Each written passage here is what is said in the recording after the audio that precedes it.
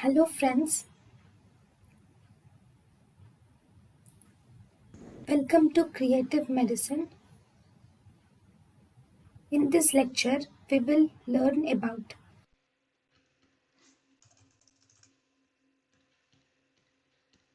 Now, in the retinitis pigmentosa, what are the investigations for retinitis pigmentosa? We can do an electroretinogram.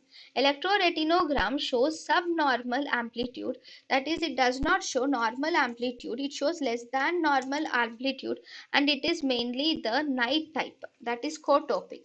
Then electrooculogram is also subnormal in the later stages. If you do a perimetry for visual field defect, the perimetry, actually this perimetry in the initial stages, it shows a ring scotoma is seen, mainly due to the involvement of mid-peripheral retina.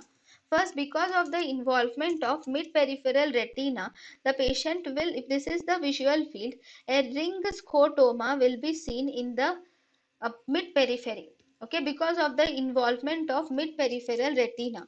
But in later stages the patient will develop tubular vision, because all of this degeneration will progress peripherally, thus resulting, and also centrally, thus resulting in a tubular vision in the patient.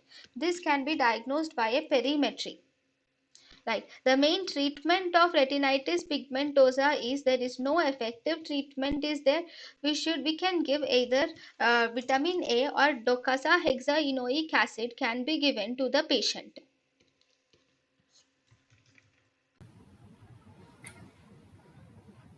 thank you and thank you for watching.